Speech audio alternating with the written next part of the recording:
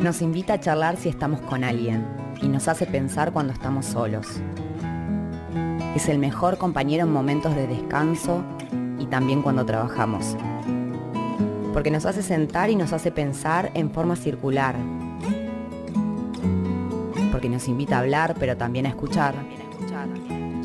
Los lunes a las 13 llega El Mate. Un programa para compartir.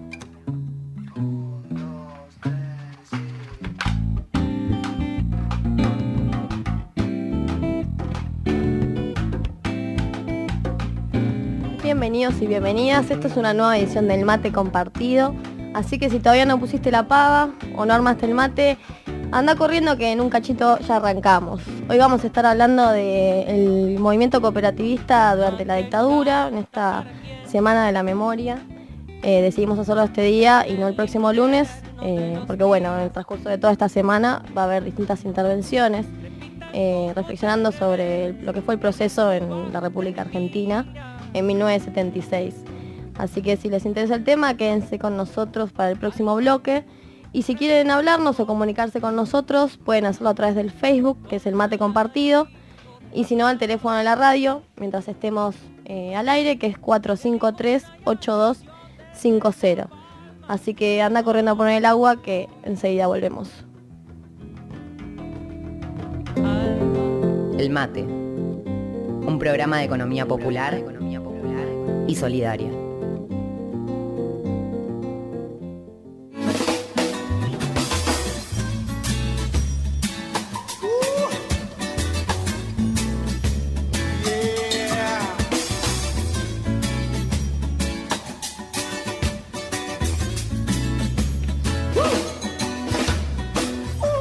Bueno, espero que ya tengas tu mate porque arranca el segundo bloque, que en este caso es de noticias, y está acá en el piso Agustín para contarnos algo. ¿Cómo andás, Lucía? Muy bien. Sí, vamos a hablar un poquito de lo que pasó este fin de semana, que con lo que a nosotros respecta, se organizó en Saladillo, en el departamento de Cazón específicamente, el 9º encuentro de pueblos fumigados y el 2º encuentro de agroecología de la provincia de Buenos Aires. Bueno, este lugar, como dijimos, tuvo lugar en Saladillo. Participaron más de 300 movimientos sociales y más de 20 localidades de la provincia.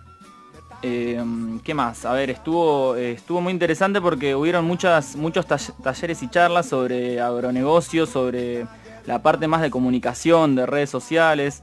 Se encontraron un montón, ya dijimos 300 movimientos sociales, que es un montonazo, la verdad, para lo que es hoy. Y bueno, básicamente se debatió sobre la actualidad, sobre los agrotóxicos y sobre el modelo extractivista y la agroecología como alternativa posible y a su vez necesaria, no solamente como una posibilidad, sino como que realmente la situación es muy crítica y está bueno que se den estos encuentros para justamente visibilizar y compartir experiencias. Bueno, además de las charlas, se finalizó con una gran caravana a la escuela secundaria número 5, llamada Andrés Carrasco, que fue un científico muy importante del CONICET, que logró estudiar y difundir los impactos negativos que tiene el glifosato sobre todo sobre anfibios, pero también aplicados a las personas. Bueno, terminó con una caravana muy importante con murgas, eventos y demás. Y se concretó que la próxima sede para el encuentro va a ser en Bolívar, o sea que dentro de un año estaremos ahí en Bolívar cubriendo el 10º encuentro de pueblos fumigados y el 3º de agroecología. Sí, nuestro compañero Andrés fue este fin de semana, o sea, el Mate Compartido estuvo ahí presenciando el encuentro y tenemos para escuchar, Andrés nos consiguió un audio de Luis Fernández, director de la escuela Andrés Carrasco. Lo escuchamos. La problemática existió siempre, la problemática justamente por ser escuela periférica y estar en el borde de la ciudad, lindando con el campo y la fumigación de agroquímicos. Ya hace 3 años que estoy como director de la escuela y bueno, nosotros le empezamos a dar, ese enfoque, ese impulso porque entendíamos que estábamos en ese estado de riesgo permanente por la cuestión de los agrotóxicos cercanos y bueno, ahí empezamos a trabajar porque bueno, nuestra orientación es ciencias naturales, así que bueno, desde ahí teníamos que empezar a hacer ese anclaje.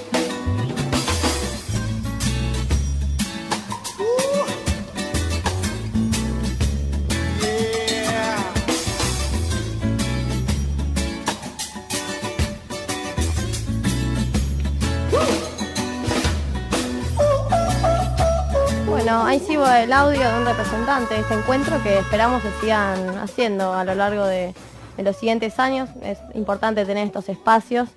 La idea de pueblo fumigado justamente es aquellos sectores de la sociedad que son afectados por el uso intensivo de agrotóxicos. Sí, sobre todo también es muy interesante estos encuentros para generar conciencia sobre no solamente la oferta y la producción de estos productos, sino también sobre la demanda. Nosotros que estamos acá en la ciudad, que por ahí no estamos en contacto con lo rural, es importante empezar a ser conscientes sobre la alimentación sana y sobre la soberanía alimentaria. Sí, el papel que juegan ahí los medios de comunicación por ahí alternativos, como busca hacer este programa, de difundir estas experiencias y crear una red de comunicación que justamente ayude a concientizar sobre estos temas, digamos, que atañen a nuestra salud y nuestra vida en general. Outros a desejar seu rabo pra ceia. Oh, mundo tão desigual. Tudo é tão desigual. Y ahora seguimos con Fabián, que está acá en el piso para hacernos un comentario. Fabián, ¿cómo estás? Hola Lu, hola Agustín, hola a todos los oyentes que nos acompañan.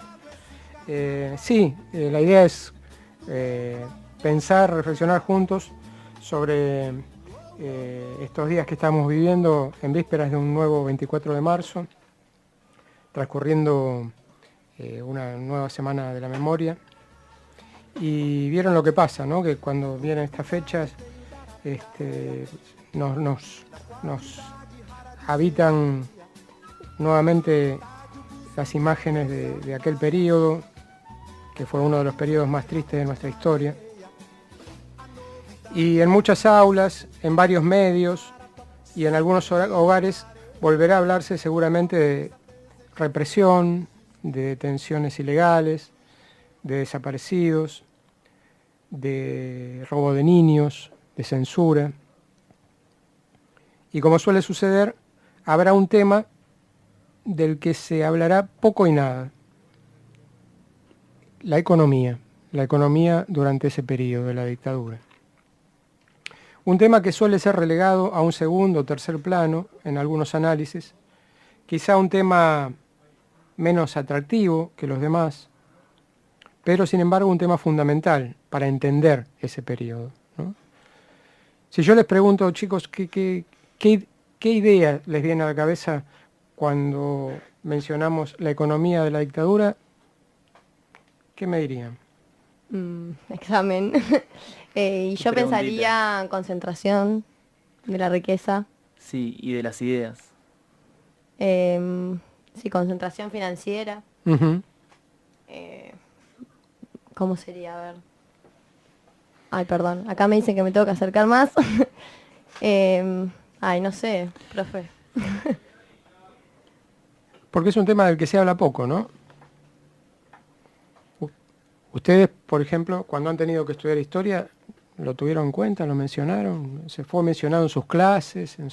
Sí, uno lo estudia como en general como el inicio de un proceso en el que se instaura, digamos, un nuevo modelo de acumulación.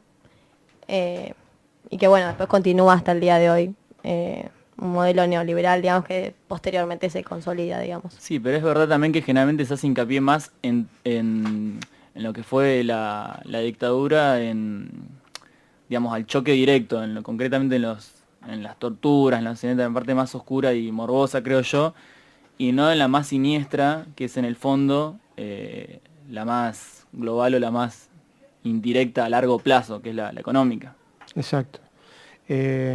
Por supuesto que es un tema amplio, que no es nuestra intención agotarlo hoy, pero si tuviéramos que repasar algunas notas salientes de ese proceso, yo las resumiría en las siguientes. En primer lugar, un ajuste del Estado, ¿no? Un Estado que despide empleados, que achica empresas, que privatiza, que se propone intervenir lo mínimo posible, al menos desde el discurso. Después podemos, si investigamos, podemos descubrir que el Estado siguió interviniendo, quizás con modos diferentes de otros gobiernos, pero ese al menos era el argumento, ¿no? Echar gente para que el Estado sea mínimo y moleste lo menos posible al mercado, ¿no? Por otro lado, la apertura comercial, es decir, que entren múltiples producciones del exterior sin abonar impuestos que encarezcan su valor, porque se argumentaba que las empresas argentinas eran poco competitivas, que estaban subsidiadas, que les harían caro al mercado y que no hacían buenos productos. Devaluación, un peso que pierde su valor frente a las monedas extranjeras. Liberación de precios, de golpe todo aumenta. No sé si les suena eso como muy lejano, ¿no? Los productos de la canasta básica, las tarifas. Sí, no, y además que todo, digamos, el liberalismo, que es la palabra que hace homenaje a la libertad, qué paradójico que se dio con mayor fuerza con un gobierno súper autoritario, con el voto de nadie y con el aval de prácticamente bastante gente, lamentablemente. Sí, el liberalismo siempre fue en Argentina un término usado engañosamente, ¿no? Que en realidad se usa como una máscara, como una pantalla para ocultar el concepto verdadero que es el conservadurismo, ¿no? O sea, fue eso realmente lo que trajo aquellos años, ¿no? Sí, recuerdo un profesor que teníamos que nos hablaba sobre esto, que nos decía que la política generalmente de los liberales siempre era liberal, y sobre todo para los empresarios, liberalismo para todos menos para mí. Claro. Bueno, liberación de precios. Todo era más caro de golpe para el bolsillo de la gente. Otra medida interesante de aquellos años, las retenciones a los productos agropecuarios. De golpe se redujeron drásticamente. Sí, cualquier parecido con la realidad es pura coincidencia. Otra, a ver si le suena, congelamiento de salarios y flexibilidad laboral. Se pensaba que los empleados argentinos ganaban demasiado y eran la causa de todos los problemas del país. Y los derechos que se habían acumulado durante muchas luchas históricas, los derechos laborales, debían ser suprimidos, porque eran realmente un obstáculo para la producción nacional y para la competitividad. Por lo tanto, el poder adquisitivo de los salarios cayó drásticamente en muy pocos meses. Y nunca, a pesar del cambio de gobiernos y el paso de los años, nunca volvió a recuperar el nivel que tenía antes de la llegada del gobierno militar. Sí, estamos hablando, perdón que te interrumpa, Fabián, Sí. pero que si suben los precios, se congelan los salarios, ahí hay una transferencia de ingresos hacia los sectores más concentrados, a los dueños de las empresas, y un empobrecimiento de todas las personas que básicamente trabajan en sus puestos de trabajo. Por supuesto, de eso se Lo que trata. pasa hoy también. De eso se trata. Este repaso nos ayuda a comprender cuáles eran los verdaderos objetivos, ¿no? Que vos lo está señalando, Agustín. La transferencia de recursos, ¿no? A esto debemos agregar el aumento de la deuda externa, ¿no? El tomar créditos en el exterior para ponerlos en el sistema financiero nacional, que daba intereses altos. Entonces la gente sin invertir en emprendimientos productivos conseguían ganancias que después se llevaban al exterior. Por supuesto que todo eso trajo sus consecuencias, ¿no? La industria entró en bancarrota, aumentó el desempleo, aumentó drásticamente la pobreza, y la política económica nacional quedó atada durante décadas a intereses extranjeros. Hacerle caso a las indicaciones del Fondo Monetario Internacional, del Banco Mundial, de todos los que de alguna manera se creían los dueños de nuestro destino. Todas estas medidas obedecían, como anticipó Agustín, a un plan de transferencia de recursos de un sector social hacia otro. Es decir, meterle la mano en el bolsillo a la clase media y a los sectores populares y pasarle todo ese dinero a un grupo muy reducido de la oligarquía. Lo que equivale a decir, quitarle poder a unos para transferírselo a otros. Un buen ejemplo de ello lo constituyen las cooperativas de crédito, que eran un embrión dinámico y fortalecido de la economía solidaria. Prevalecía la confianza y el carácter de asociados. Las cajas de ahorro y crédito cubrían el territorio con una capilaridad extraordinaria, llegando a lugares donde la banca tradicional no le interesaba poner sus sucursales por falta de rentabilidad. La dictadura se encargó de atacar ese desarrollo comunitario y de transferirle todos esos recursos a la banca privada. ¿Saben cuántas cooperativas de crédito operaban en Argentina en la década del 60? ¿Cuántas? Se calcula que alrededor de 1000. ¿Saben cuántas subsisten de esas cooperativas después de la dictadura y después de otros ajustes como el menemismo? De aquellas 1000, Diría 50 como para ser muy generosa. solo 2. A la pelota. Solo 2. Una caja de crédito y un banco cooperativo. Toda la banca cooperativa, así como las cooperativas de crédito y las mutuales de ayuda económica, quedaron relegadas a un tercer o cuarto plano en lo que se refiere al sistema financiero nacional.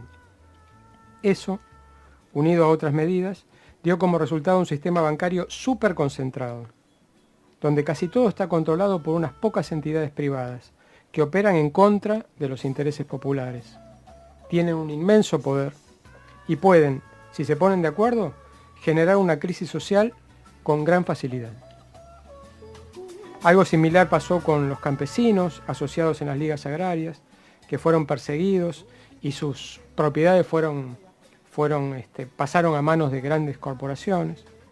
Es decir, todo el país en manos de 5 o 6 bancos privados.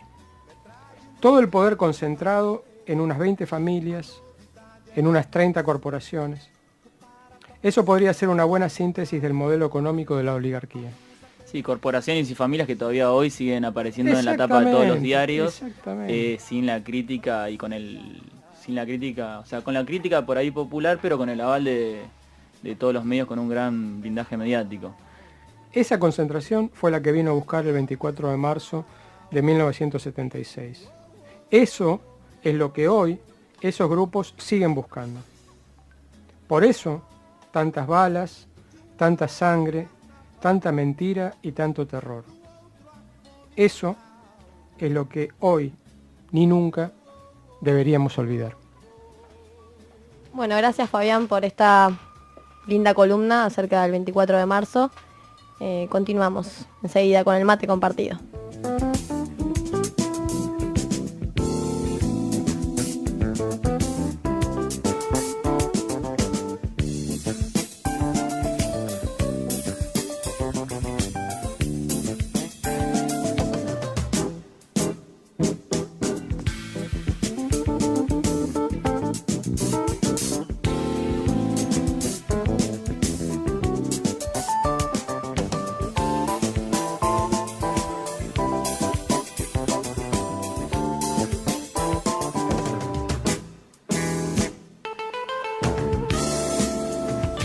Una 25 de la tarde, seguimos en el mate compartido y ahora vamos a escuchar la recomendación que nos va a traer Damián Bártola para el día de hoy.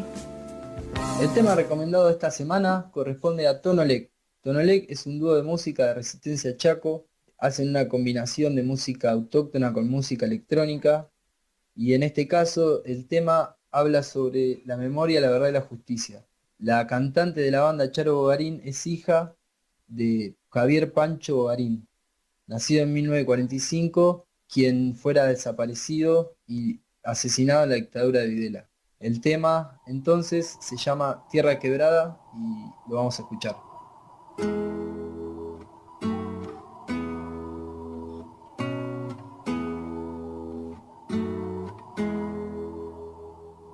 Viento del norte que abrazas mi luna distante,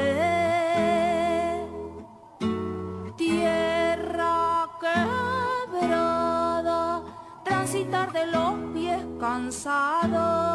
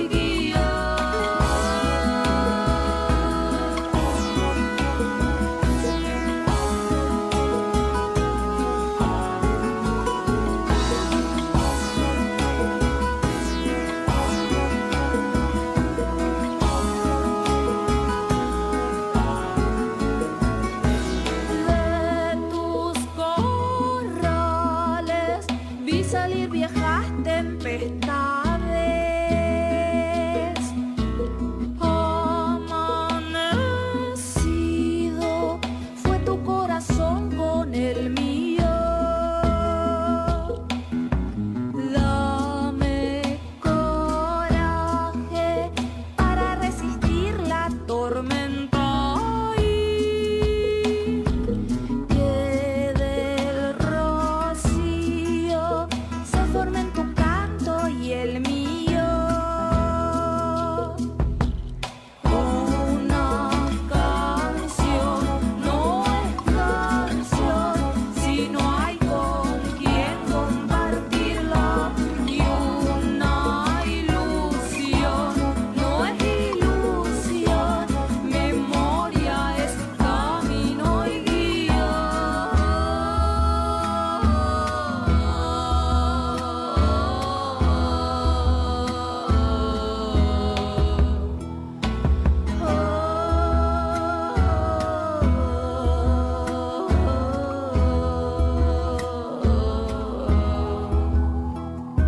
Madres y abuelas caminaron con sus pañuelos. Plaza de Mayo, lloraste por los que se fueron.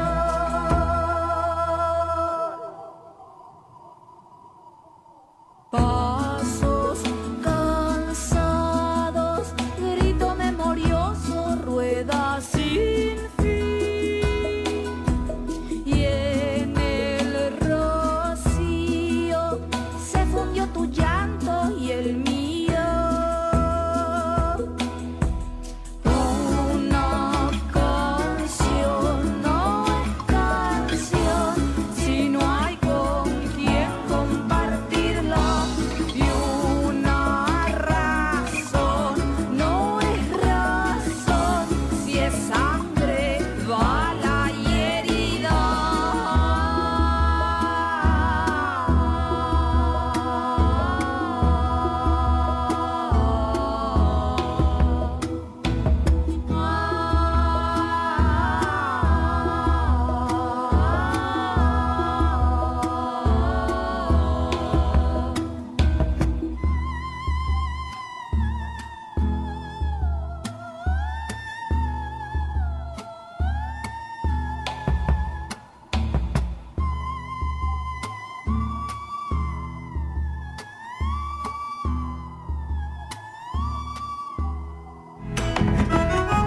Las organizaciones del campo popular están en agenda. Acércate a la ronda de El Mate, un programa para compartir. Espero que hayas cambiado la yerba porque seguimos en el cuarto bloque del mate. Y antes de continuar, te voy a recordar que te puedes comunicar con nosotros a través del Facebook, que es El Mate Compartido. Y si no, a través del teléfono de la radio, que es 453-8250, el teléfono de Radio Futura. Y ahora tenemos un invitado en línea, Fabián, si querés presentarlo. Sí, estamos en comunicación con José Orbaizeta, que es ingeniero agrónomo, miembro de una cooperativa de trabajo, dirigente histórico del movimiento cooperativo, expresidente de la Federación de Cooperativas de Trabajo de la República Argentina, FECOTRA, directivo de otras instituciones de segundo y tercer grado del movimiento cooperativo. Buen día, José, un inmenso placer tenerte con nosotros hoy en la mañana del mate. Bueno, buen día, muchísimas gracias, Fabián, Lucía y Agustín, por haberme llamado y poder compartir el mate con ustedes. Sí, estamos reflexionando un poco también sobre lo que significa esta semana, que a todos nos toca, más a los que hemos vivido en carne propia el periodo de la dictadura, y tratando de asociarlo con lo que es la temática principal de nuestro programa, ¿no? Que es la de la economía social solidaria. Así que bueno, la intención es que puedas ayudarnos a comprender un poco mejor toda esta época en función de tu conocimiento y tu experiencia. Sí, cómo no. Claro, estamos en la semana del 24 de marzo, que trae, digamos, tanto, que nos moviliza tanto, ¿no? Por por los recuerdos, las experiencias vividas, las enseñanzas que nos ha dejado esa época. Y bueno, yo, digamos, como cooperativista, lo viví mucho en mi propia experiencia personal, porque cuando llega el golpe militar, trabajaba con otros 2 compañeros en la imprenta de la Facultad de Ingeniería de La Plata. Y al año más o menos quedamos cesantes, y al quedar cesantes, con el auxilio y la solidaridad del Sindicato Gráfico Platense, que nos prestó una máquina de mesa, una impresora Rotaprint en esa época, comenzamos a trabajar y fundamos el germen de una empresa que luego fue una cooperativa de trabajo gráfica en La Plata. Así que, digamos, como activistas gremiales y políticos del gremio gráfico, y bueno, de las fuerzas populares, porque entre los 3 había un compañero que era radical y 2 compañeros que éramos peronistas, digamos, pero éramos represaliados en época de dictadura, es que iniciamos un derrotero de poder dar de comer a nuestra familia por nuestros propios medios, porque estábamos en las listas negras y nadie nos iba a dar trabajo. Así que, si bien estos momentos nos hacen recordar a los compañeros desaparecidos, a los compañeros que quedaron en el camino, nos hace recordar los momentos de lucha, también nos hace ver que en las peores circunstancias los trabajadores nos las arreglamos, intentamos, resistimos, y intentamos y llevamos adelante a cabo nuestros proyectos, y digamos, y somos tosudos, somos, como dicen ahora, resilientes, digamos. Sí, resistimos esa capacidad y terminamos en el largo plazo, digamos, dando vuelta a la torta. Esa capacidad de resurgir de las cenizas, ¿no? Exacto. A pesar de los golpes, que fueron bastante duros. Y fueron muy duros, pero bueno, digo, cuando llegan estas épocas, ¿no? Porque hay como un hilo histórico, yo digo, en nuestra patria, ¿no? Por lo menos en el 76 había como un empate histórico, digamos.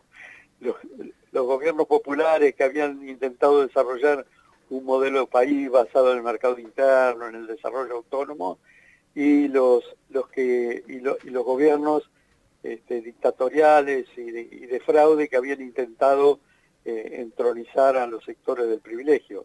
Esa historia siempre fue una constante en nuestro país, y de alguna manera con el golpe del 76 intentaron el desempate, intentaron que ganara el sector del privilegio. Y bueno, y luego siguió esa lucha, y hemos tenido, aún en el último periodo democrático, ya de más de 30 años, hemos tenido gobiernos neoliberales casi la mitad de ese periodo, y la lucha continúa, digamos, ¿no? Los que queremos una patria y un mundo para todos, y los que quieren una patria y un mundo para muy poquitos. ¿Qué tal, José? ¿Cómo estás? Te habla Agustín. Hola, Agustín. ¿Cómo era? Igual ahí nos pintaste bastante, pero ¿cómo era el panorama cooperativo concretamente acá en La Plata? ¿Qué otras cooperativas había? ¿Había solidaridad? No, y en el 76 era muy poquito, digamos.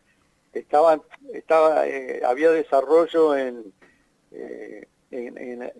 las originales cajas de ahorro y crédito, que dieron luego de un largo proceso en donde la dictadura las castigó y las obligó a convertirse en banco. Hoy se expresan en el Banco Credicop, digamos, ¿no? En el Instituto Movilizador de Fondo Cooperativo. Entonces había un gran movimiento de ahorro popular en las cajas de ahorro y crédito que la dictadura, combatió. Incluso nosotros como sociedad de hecho, que éramos 3 trabajadores, nuestros primeros créditos los obtuvimos de esa, me acuerdo, la caja, la cooperativa de crédito del Este, que estaba más o menos donde hoy está el Banco Provincia ahí en 61 y 2, para que tengan, ¿no? Después fue el Banco Cooperativo de Berisso, digamos, existía alguna cooperativa farmacéutica, digamos, los farmacéuticos que de luego desapareció, que sigue existiendo hoy la cooperativa de electricistas, digo, movimientos mutuales como el Hospital Italiano y el Hospital Español, digamos, siempre el movimiento de la economía solidaria, de la economía social, existió, digo, yo digo que nació con la patria, porque el general San Martín, antes de la batalla de San Lorenzo, organiza un Montepío, que le llamaban ellos, que era como una mutual, donde ponían fondos los soldados para que los heridos en la lucha pudiera la familia recibir atención. Entonces, la forma solidaria de resolver los problemas económicos a través de empresas, digamos, que son sociedades de personas, un socio, un voto, compartir el poder y el desarrollo de la empresa, nació con la patria. Así que, bueno, en esa época existían cooperativas, había un grado de desarrollo, y lo que trataron fue de ir sorteando todas las dificultades que se les presentaban. Nosotros fuimos, como gráficos, fuimos una sociedad de esto, después fuimos una sociedad de responsabilidad limitada que distribuíamos de acuerdo, como una cooperativa de trabajo, en base al trabajo realizado y no al capital que hubiéramos integrado, y recién cuando vino la democracia, cuando asumió el presidente Alfonsín, pudimos ir a la Secretaría de Acción Cooperativa, en ese momento que presidía el doctor Polino, y hacer el trámite para constituirnos en una cooperativa. O sea que las formas asociativas pueden ser legales o ilegales, digamos, existen en la realidad. Nosotros éramos una cooperativa de hecho, aunque no pudimos ser cooperativa de manera formal hasta que llegó la democracia.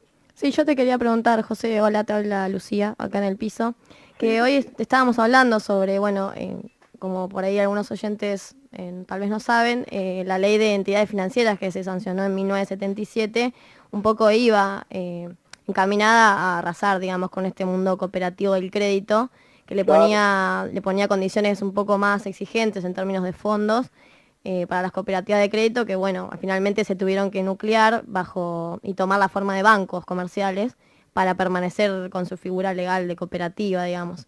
Y así se redujeron bastantes experiencias, digamos, cooperativas de la época, quedando, bueno, al día de hoy una o dos, digamos, a la actualidad.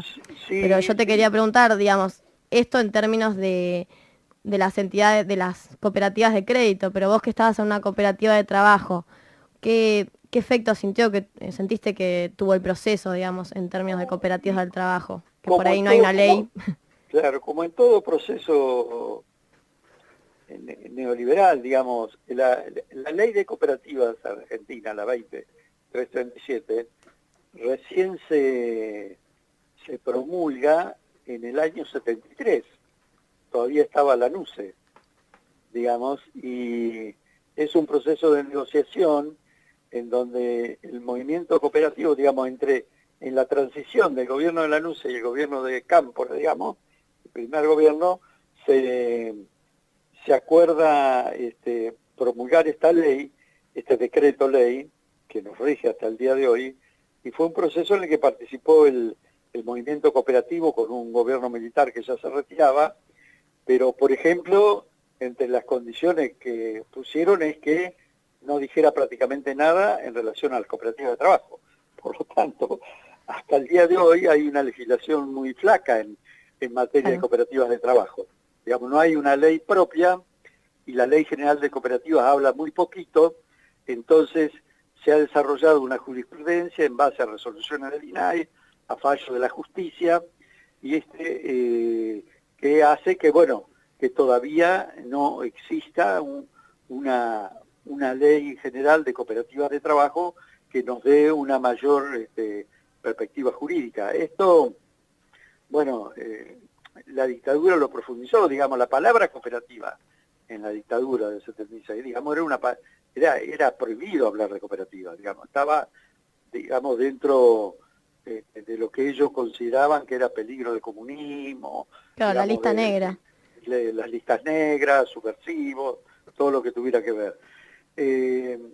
Ahora, las cooperativas resistieron, porque cooperativas había en el campo, había en la ciudad, había de crédito, había de vivienda, había, digamos, la vida, sobre todo en el interior del país, está muy ligada a la figura cooperativa y al desarrollo que las cooperativas hacen a nivel local, y eso no lo pudieron, digamos, borrar. Es más, digamos, en el único lugar que se siguió votando en el país fue en las cooperativas. En el país no se votaba, digamos, no había democracia y había dictadura, pero nosotros que somos la democracia en la economía, hacíamos nuestras asambleas, desarrollábamos nuestros planes y tratábamos de ir para adelante, entendiendo que somos, que digamos, de alguna manera en ese momento nos consideramos organizaciones que resistíamos, ¿no?, a un ataque brutal de la economía concentrada, porque, digamos, la dictadura militar, en su finalidad última, venía a imponer nuevas condiciones de un modelo de acumulación. Digamos, no, el pretexto, digamos, era la lucha contra la guerrilla, el terrorismo, o las movilizaciones populares que habían surgido del 69 en adelante hasta el 75, pero esos fueron pretextos. En realidad vinieron a cambiar y vinieron a profundizar un modelo de acumulación concentrado en pocas manos, en sectores de privilegio, en las multinacionales, en el grado de concentración que tenía el capitalismo mundial en ese momento. Claro. Desde ese momento hasta ahora ha avanzado mucho más, digamos, a tal punto que hoy, digamos, 8 personas en el mundo tienen más dinero que la mitad del planeta, digamos. O sea, 8 personas en el mundo que caben en una combi concentran todo el poderío económico mundial, digamos, ¿no? Ese camino se venía cimentando desde esa época. Por eso fue un plan general, ¿no? En América Latina las dictaduras se dieron en casi todos los países y hubo, digamos, un plan de desarrollo global que tenía su faz política, su faz militar, pero tenía su faz económica, digamos, y Martínez Dios y los representantes de esa oligarquía financiera fueron los que llevaron adelante esa parte, y para eso hicieron un ataque brutal contra la clase obrera organizada, contra el movimiento obrero, contra los trabajadores, y desaparecieron miles y miles de compañeros en las cárceles, y hoy todavía se están juzgando a muchísimos empresarios que fueron cómplices de esa situación, ¿no? Como las grandes empresas que hoy están siendo juzgadas, ¿no? Demostrando la complicidad de sectores empresarios en ese golpe y en el objetivo del golpe. Sí, no, tal vez por ahí la importancia de tenerte acá con nosotros vía teléfono era porque consideramos que, bueno, uno por ahí escucha mucho sobre el proceso y en términos políticos de resistencia estudiantil y obrera, pero poco se sabe, digamos, de la resistencia del movimiento cooperativista y de la importancia que tuvo en esa época. No sé, pensar por qué fue invisibilizado de alguna manera desde el ámbito académico como también del político y social, digamos, por las distintas organizaciones que hoy tratamos de construir la memoria, digamos, de esa época, y también porque tiene un correlato con la importancia que le damos hoy, digamos, a estas formas de asociación en términos económicos, digamos, qué lugar ocupa la cooperativa hoy en nuestra economía, o qué importancia le damos, digamos, en términos discursivos y prácticos. No sé cómo lo ves hoy, José, digamos, después de todo este proceso. Yo lo veo con mucha esperanza porque yo digo, nuestras organizaciones que nacieron, yo le voy a dar un dato cuantitativo, pero que a su vez es cualitativo también. Digamos, si podemos tomar un punto de partida del inicio del movimiento cooperativo mundial y vas a los libros, se dice que la primera cooperativa fue en Inglaterra, los pioneros de Rochdale, en 1844, que eran trabajadores textiles que juntaron sus sueldos, digamos, para hacer consumo, para consumir productos, para hacer rendir más el magro salario que recibían de las empresas textiles. Eran 28 compañeros y una compañera, eran 29 los asociados a los pioneros de Rochdale. 172 años después hoy, o sea, ya éramos 29, hoy somos 1.217 millones de habitantes del planeta que constituimos parte de cooperativas solamente, no estoy hablando de las mutuales, que deben ser más o menos unos 500 millones más de habitantes. O sea que la figura de la economía social, no estoy hablando todavía ni siquiera de todo lo que conocemos como economía popular, que son formas asociativas, que por ahí no tienen una figura empresarial legal, pero que existen en la realidad. Digamos, eso hace que, digamos, un tercio más de la humanidad busque el camino de compartir el pan, de ayudarse, digamos. Y las cooperativas y las mutuales, bueno, hoy somos 1.217 millones, somos el 10% de la economía mundial, generamos 280 millones de puestos de trabajo, un 20% más que el conjunto de las multinacionales que hay en el planeta. Si tomamos América toda, desde Estados Unidos, de Yukon, hasta Tierra del Fuego, en cooperativas hay 182 millones de personas asociadas en los distintos tipos de cooperativas. Y hay 163 millones de personas que, sin ser asociados a cooperativas, compran productos y servicios en las cooperativas y generan 6.200.000 puestos de trabajo directos. Un tercio de la población americana tiene que ver con la economía social. Esto siempre silenciado, eso nosotros mismos no decimos lo que somos, pero es un proceso, con esto quiero decir que es un proceso que inexorablemente viene avanzando, porque ante mayor concentración, mayor injusticia, mayor destrucción del planeta, mayor destrucción del ser humano, bueno, el ser humano intenta buscar caminos autónomos para poder vivir, para poder subsistir, para poder desarrollarse. Y la forma cooperativa, la forma solidaria, o el modelo solidario de vida, se construye, digamos, versus el modelo concentrado que destruye al ser humano y al planeta. Y eso se está haciendo en toda la humanidad. Hoy todos los países del planeta tienen cooperativas, todos se desarrollan. En la economía cooperativa, hay un instituto en la Universidad de Trento, en el norte de Italia, que se llama Eurixe, que es el monitor cooperativo que audita y monitorea el desarrollo cooperativo en el mundo. En el último congreso cooperativo que se hizo en Kuala Lumpur, Malasia, el año pasado, mostró los índices de crecimiento.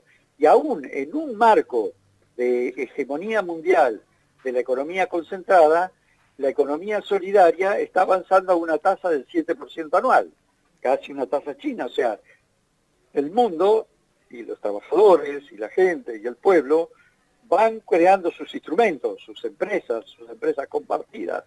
Y hoy, con el desarrollo de las tecnologías y la informática y la comunicación, estos procesos ya incluso atraviesan a distintos países, digamos. Hoy tenemos cooperativas de trabajo que brindan productos y servicios en distintos lugares del planeta. Hay un nuevo mundo, el cooperativismo, el mutualismo se subió a las plataformas y se está desarrollando en todo el planeta, o sea, con la vieja forma y las nuevas formas. La gente, de alguna manera, pasó de la resistencia, de resistir para defendernos, a comprometerse, intentar comprometerse, a crear otro modelo, porque no hay solución con este es de más exclusión, de más injusticia, y antes se valían de las Fuerzas Armadas, de la dictadura militar. Hoy se valen de otros medios, de los medios de comunicación, de los grandes conglomerados, de las empresas de comunicación, de la justicia, de los partidos políticos, que tienen esas ideas para tratar de conformar, una subjetividad que lleve a la gente a decir que lo mejor es el modelo neoliberal y votarlo, Sí. Hoy son otros los vehículos. Antes utilizaban el partido militar en el partido como le llamábamos en esa época, de la oligarquía. Hoy ese partido está repartido. Sí, entre los sí, medios de esperemos que comunicación. la agenda solidaria, seguiremos poniendo estos proyectos en agenda y que sea el modelo hegemónico. Te tenemos que despedir, José, un gusto, gracias por hablar con nosotros, así que bueno, ojalá nos podamos volver a encontrar. Sí, les agradezco mucho y quiero dejarles, digamos, un mensaje esperanzador. Vamos a lograr a construir entre todos un mundo mejor. Muchas gracias. Vamos a hacerlo. Abrazo, José, gracias a vos. Bueno, y nos vamos a un tema ahora de Aterciopelados, Soy la semilla nativa.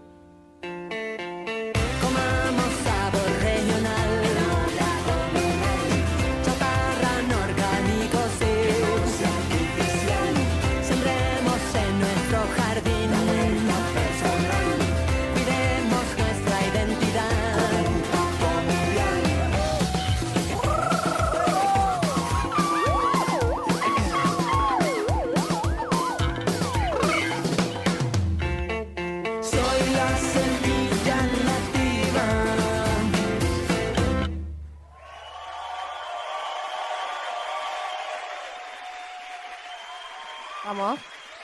Bueno, nos tenemos que despedir ya. Para vos, si te enganchaste recién, te comento que estuvo hace un rato José Orbaizeta, un representante del movimiento cooperativista en Argentina.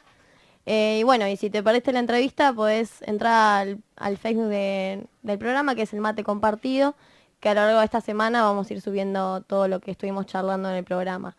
Muy interesante, la verdad, José, todos los reflexiones que nos trajo para pensar. Sí, la verdad que además nos tiró muchísima información que no la pudimos analizar en profundidad porque el tiempo nos quema y ya nos tenemos que ir, nos quedan 5 minutos de programa, Pero la verdad a mí me impactó cuando dijo, por ejemplo, que las cooperativas están creciendo a un 7%. Me pareció un dato fuerte. Superior a la tasa china. Sí, Sí. las famosas tasas chinas. No, impresionante, José, la información que maneja, su experiencia y esa capacidad de comunicar con claridad y que en pocos minutos nos hizo un panorama histórico, un panorama del presente del movimiento cooperativo y asociativo en Argentina y nos dio una proyección a futuro, ¿no? Sí, nos dio un panorama muy esperanzador, la verdad, por más que a su vez muy crítico. Aunque gobiernos en nuestra historia hayan tratado de destruir las experiencias asociativas y estamos en un momento en donde se las trata con gran hostilidad, no perder la esperanza, ¿no? Saber que los movimientos populares tienen una gran resiliencia y una gran capacidad, una gran creatividad y una gran capacidad de sobreponerse a los peores obstáculos, ¿verdad? Sí, también parte de este programa era un poco, digamos, ahonar en esa memoria, digamos, incluir un capítulo más por ahí en todo lo que fue el movimiento cooperativo en la dictadura. Y por supuesto, bueno, invitarlas a todos los que nos están escuchando a participar toda esta semana en las distintas marchas y actividades que va a haber en conmemoración, digamos, al golpe del 76. Que bueno, esto es solo una etapa, una dimensión de lo que fue la dictadura en términos económicos, pero hay otras tantas que nos encargaremos de visibilizar en las calles seguramente. Sí, no perder la memoria, estar activos, estar atentos, ver que todos los días en esta semana va a haber actividades y participar, ¿no? Bueno, y antes de cerrar, saludamos a nuestro equipo, Andrés, Adrián, Anto, Damián, Agustín y a nuestro operador Raúl, que estuvo con nosotros en todo el programa. Y Fabián, por último, ¿quién no nos auspicia hoy? Bueno, por suerte hoy no nos auspician Clarín, ni La Nación, ni Editorial Atlántida, ni La Nueva Provincia, ni Ford, ni Mercedes-Benz, ni ninguna de las empresas cómplices de la dictadura cívico-militar que ensangretó a nuestra sociedad en los 70 para robarle a los pobres y transferir más dinero a los ricos. Ninguna de ellas nos auspicia y estamos muy orgullosos. Desde la esquina de 5 y 75 de la ciudad de La Plata, para todo el mundo, difunde sus programas Radio Futura en el 90.5. Cada vez menos FM, cada vez más.